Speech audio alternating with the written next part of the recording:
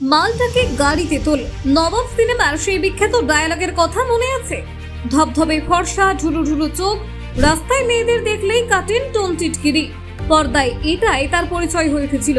হ্যাঁ, কথা হচ্ছে অভিনেতা সৌমিত্র বন্দ্যোপাধ্যায়ের। টলিপাড়ার দুধে খলনায়ক ছিলেন তিনি। তাকে দেখলেই রাস্তার মা বউরা রীতিমতো ভয় পেত। একের পর এক সংলাপ এখন ভাইরাল। কিন্তু সুরাপান থেকে বিবাহ বিচ্ছেদ, বাস্তব জীবন কেমন ছিল খলনায়ক সৌমিত্রর জানেন? সবাইকে নিয়েই তো কথা টলিপাড়ার অভিনেতাদের, কিন্তু ইনার বাস্তব জীবন সম্পর্কে অনেকেই জানেন না।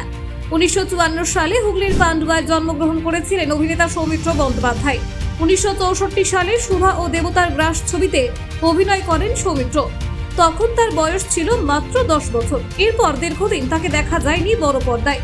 1982 সালে ত্রয়ী ছবির মাধ্যমে আবার অভিনয়ে ফেরেন সৌমিত্র।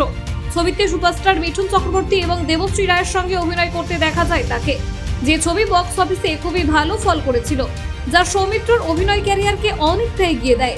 বড় পর্দার বহু তারকার হাতে মার খেয়েছেন খলনায়ক, কিন্তু ব্যক্তিগতভাবে সৌমিত্রর ইচ্ছে ছিল নায়ক হওয়ার।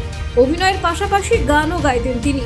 অভিনেতা হবেন কখনো ভাবেননি সৌমিত্র, বরং সঙ্গীত শিল্পী হতে চেয়েছিলেন তিনি। কিশোর কুমারের গান ফুটে উঠত তার কণ্ঠে, তাই পাড়ায় কোনো গান বাজানোর অনুষ্ঠান হলে অংশগ্রহণ করতেন তিনি। শ্রোতারাও সৌমিত্রের গানে মুগ্ধ হতো। অভিনেত্রী রীতা কয়রালকে বিয়ে করেন সৌমিত্র, কিন্তু তাদের দাম্পত্য যে খুব একটা সুখের ছিল তা নয়। অতিরিক্ত মদ্যপানের জন্য সংসারে নিয়মিত অশান্তি লেগে থাকতো। অল্প কিছু দিনের মধ্যেই বিচ্ছেদ হয়ে যায় তাদের। প্রসঙ্গত উল্লেখ্য, বাংলা চলচ্চিত্রে খলনায়ক চরিত্রে যারা অভিনয় করে দর্শকদের মনে স্থায়ী ছাপ ফেলেছিলেন, তাদের মধ্যে অন্যতম হলেন সৌমিত্র বন্দ্যোপাধ্যায়। তিনি মূলত টলিউডের বাণিজ্যিক ধারার ছবিতে খল চরিত্রে অভিনয় করে জনপ্রিয়তা লাভ করেন। নিজের স্বকীয় অভিনয় শৈলী, কঠিন চাহনিতে ভয় জাগানো চোখ এবং দাপুটের সংলাপ উচ্চারণে তিনি বাংলা চলচ্চিত্রে এক শক্তিশালী খলনায়ক রূপে প্রতিষ্ঠিত হন। সৌমিত্র বন্দ্যোপাধ্যায় 1960 এবং 70-এর দশক থেকে শুরু করে দীর্ঘ কয়েক দশক ধরে বহু হিট ছবিতে খলনায়কের ভূমিকায় অভিনয় করেছেন। তিনি কখনো দুর্নীতিগ্রস্ত রাজনীতিক, কখনো সমাজের উপর তলার প্রভাবশালী দুষ্ট চরিত্র, আবার কখনো নারীর উপর অত্যাচারকারী কোনো সমাজ বিরোধীর ভূমিকায় পর্দায় হাজির হয়েছেন। প্রতিটি চরিত্রে তিনি এমনভাবে মিশে গিয়েছেন যে দর্শকদের ঘৃণা অর্জনেও তিনি সফল হয়েছেন, যা একজন খলনায়কের কাছে সবচেয়ে বড় সাফল্য। তিনি শুধুই একটি ধাঁচের খলনায়ক ছিলেন না, তার অভিনয়ে বৈচিত্র্য ছিল। কখনো ভয়ঙ্কর, কখনো ঠান্ডা মাথায় পরিকল্পনা করা খলনায়ক, কখনো বা ঠাট্টা মশকরা করা নেতিবাচক চরিত্রে দেখা যেত তাকে।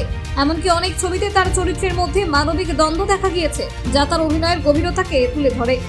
একজন খলনায়কের দায়িত্ব কেবল গল্পে বাধা সৃষ্টি করা নয়, বরং নায়কের চরিত্র ও গল্পের উত্তেজনাকে চূড়ান্ত পর্যায়ে পৌঁছে দেওয়া। সৌমিত্র বন্দ্যোপাধ্যায় সেই দায়িত্ব দক্ষতার সঙ্গে পালন করেছেন। তার মুখের সংলাপ, চোখের ভাষা এবং শরীরী ভঙ্গিমা সব মিলিয়ে তার অভিনয় এতটাই সাবলীল ও প্রাঞ্জল ছিল যে দর্শকের মনে তিনি ছাপ রেখে গেছেন দীর্ঘদিন। ব্যক্তি সৌমিত্র ছিলেন অত্যন্ত ভদ্র, মার্জিত এবং বিনয়ী। সিনেমার বাইরে তার ব্যবহার ছিল একেবারে বিপরীত, নম্র ও হাসি খুশি। সহ অভিনেতা, পরিচালক এবং ইউনিটের সকলেই তাকে শ্রদ্ধা করতেন। ব্যুরো রিপোর্ট, নির্ভীক বার্তা।